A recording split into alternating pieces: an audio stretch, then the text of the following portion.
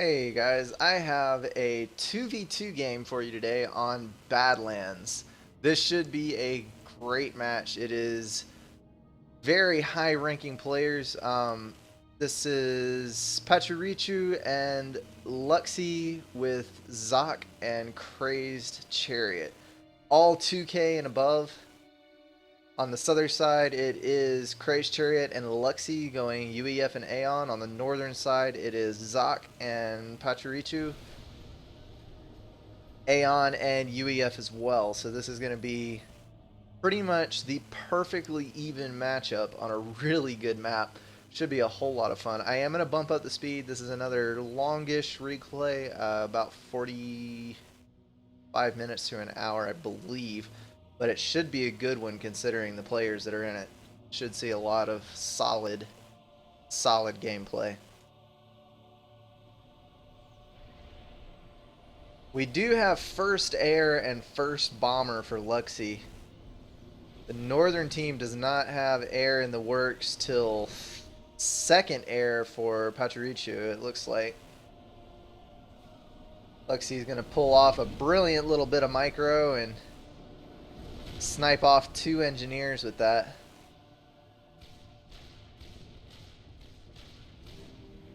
Zoc doing the proper thing and shutting down his land factory to produce a couple of anti-air units, as well as Pachirichu. There's going to be two engineer kills and forcing the northern team to build 4 anti-air early game. So I think that is going to be worth it for Luxie, even though you can see what first bomber does to your economy. That build is brutal. There is a flare making its way around the back. I don't know if it's an amazing thing about Badlands or an annoying thing about Badlands. I guess both. Some more bombers coming in here for the northern team.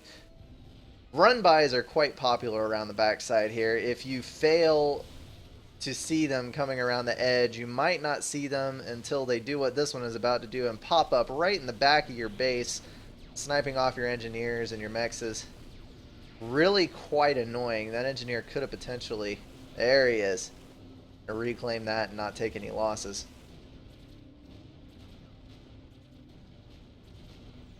This engineer here managed to build a land factory up on the hilltop.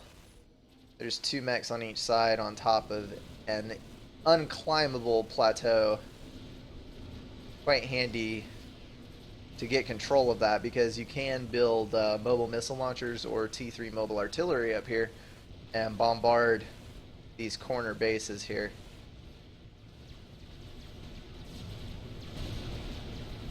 Pretty successful run by there for Crazed Chariot, but I think that tank is going to get chased down.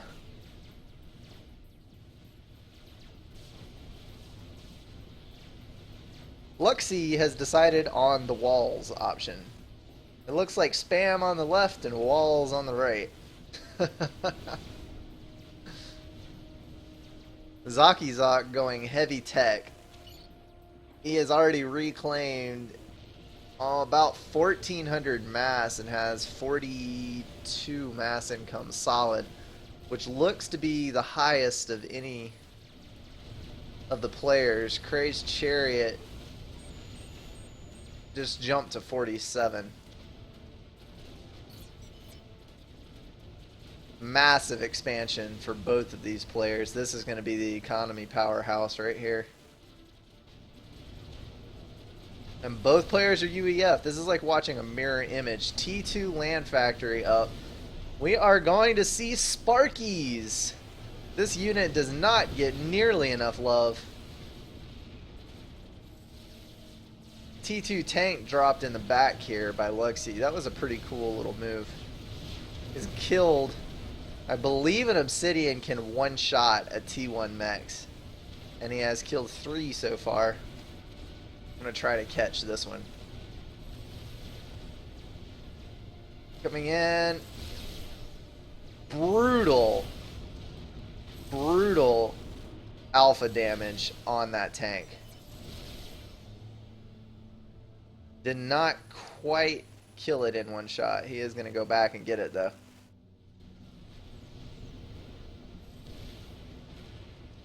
Bombers out for Pachirichu trying to deal with that thing. Again, the run by is on the backside.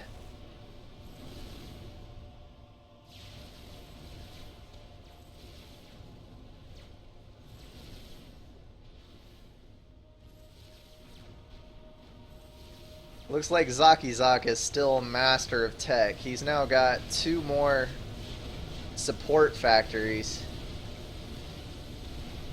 He has thrown up a tack launcher. He has 3 in the chamber.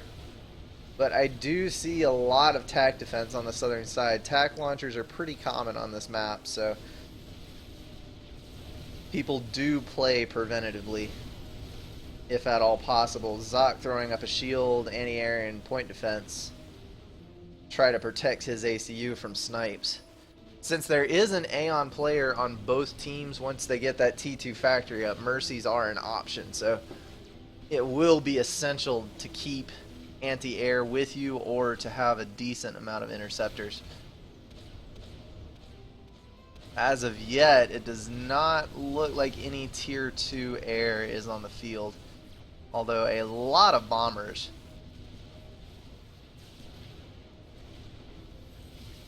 Alright, I'm going to bump this down just a little bit and take a look at what the players are doing. Luxy, 49 mass income. He has no upgrades on his ACU whatsoever. Pachirichu looks like he has tier 2. Zoc has tier 2. And Kray's Chariot also has tier 2. So we're seeing a theme here.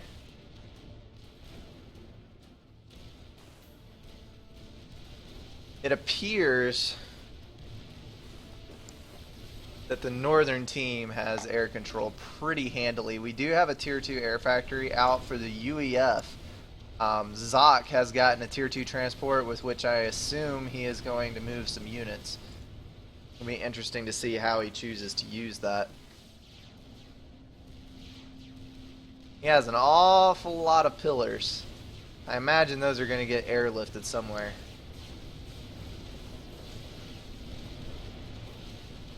T3 land for Luxy. I believe that is the first T3 on the field.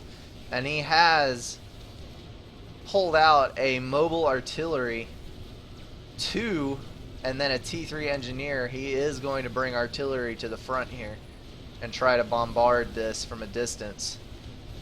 This is going to get hairy. There are quite a few pillars in this group and a whole lot of Lobos. That has a ton of damage potential. With some careful maneuvering, that many Lobos might actually be able to drop that nice shiny new T3 land factory, but no, he is going to run by and sweep around the back again. T3 land as well for Pachirichu. Once that T3 jump is made, all of the players kind of jump in that boat, especially when you have UEF on the field. UEF T3 is just so strong. It's once the UEF player jumps to T3, you have to be able to push a counter to that. And a Percival. That is an odd choice. I would have dropped the 6 pillars before I dropped a Percival, because this is just going to overkill everything. There is a T3 land factory up here, probably for pushing T3 mobile artillery, like I was mentioning before. Because the T3 mobile artillery up here reaches like this, all the way around this top side. Well worth the mass to throw up 2 or 3 up there.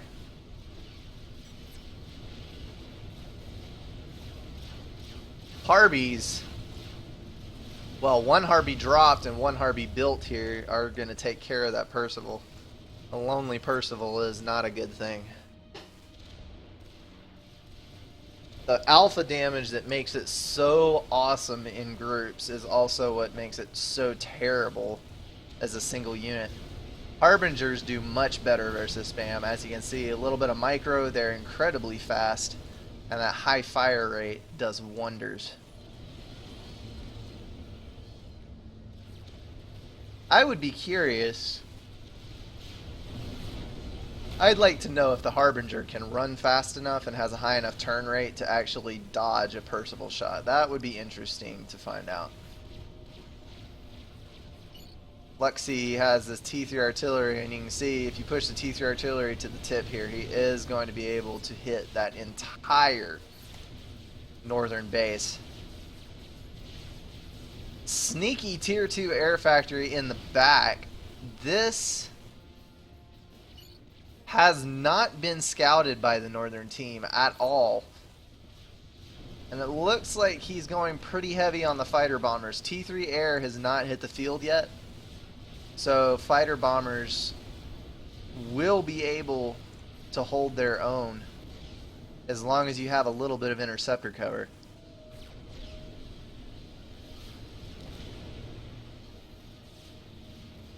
Zoc is airlifting his Percivals. They're such slow units, sometimes they can benefit from the help.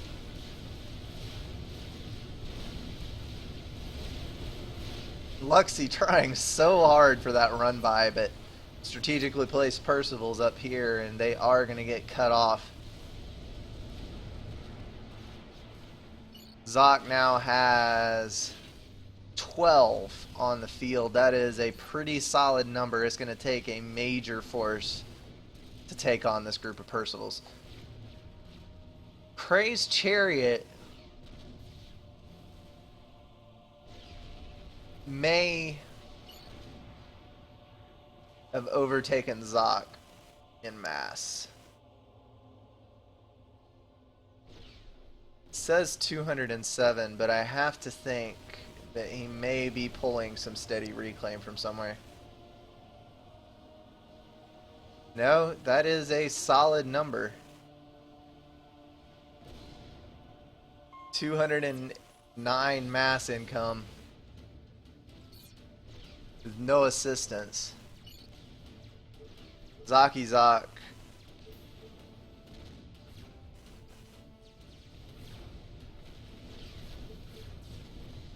Still running neck and neck.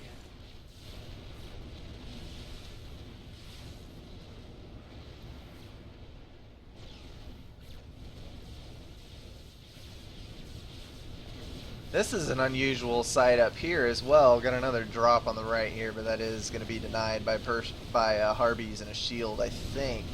No? Ah, Percy strong.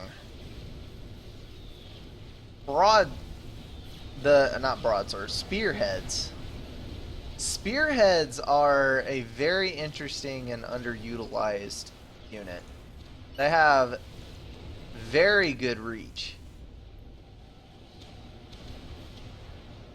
and pretty high damage, and this 3-shot group of TAC missiles will actually kill a TMD. Because there's so many shots so close together, it does do a pretty good job of overwhelming TAC missile defense.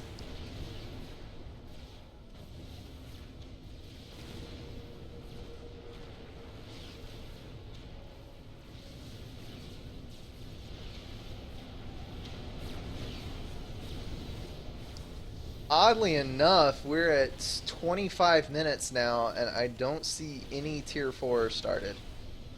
And also, we are missing... There has not been a transition to T3 Air. I don't think. All I'm seeing is T2.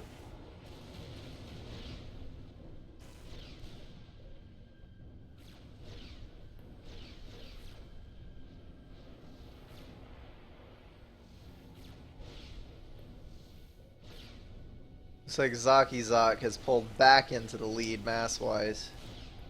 And Pachirichu is also ahead of Luxie, so the northern team solidly ahead in income.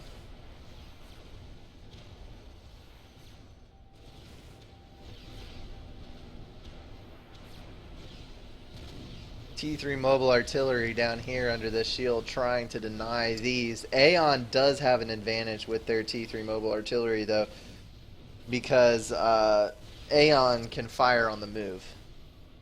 So you can be running around right here and dodging arty fire, and the Aeon artillery will still maintain its full rate of fire as long as you're not turning too quickly.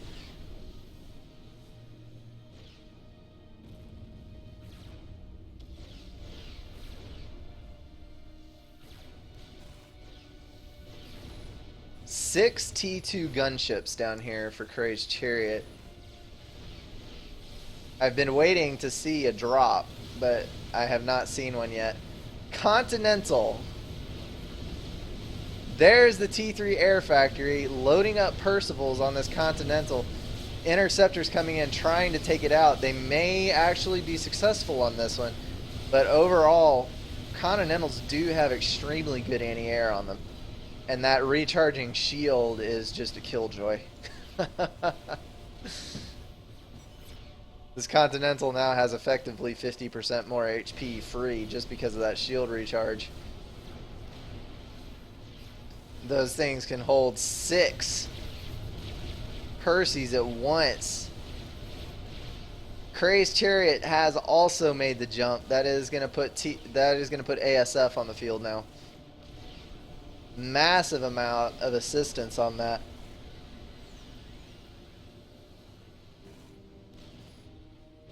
Pachirichu has started producing ASF as well. Now we're going to see an air fight. This is going to start to get critical. GC out for Luxie. I missed that. He must have built it over to the side here. In between now and the last time that I checked. Fat Boy coming up for Zak. And the Fat Boy is going to be an amazing choice because he has plenty of Percivals. He will be able to kill that Galactic Colossus if it wanders too close. And with all of the Percivals that he has to front for this, that is going to be a brutal distance weapon. He will be able to just mow down this side pretty easily. The only thing that may put a damper on it is the amount of T1 artillery. That is going to fall the T3 mobile. Having these mixed in with his force though, Crazed Chariot is going to force wasted shots on these Percivals up here. That'll be 1400 damage overkill. The Fat Boy is up, and they have seen it. Gonna run away helter-skelter trying to get out from under that fire and not feed veterancy to the Fat Boy. GC moving to the mid as well. As of right now, as long as Zak keeps his units together, I don't think that the South has enough to kill that Fat Boy, but the further he extends this Fat Boy, the more at risk it is. We have broadswords coming from Crazed, and the GC, that was critical. I can't believe Zak did that. He had all of his Percivals up here and just threw the Fat Boy away to the front. That was not good. Not good at all. Fat Boy's strength is its range. It cannot handle close encounters. I don't care if they're of the first or second or third kind. They are all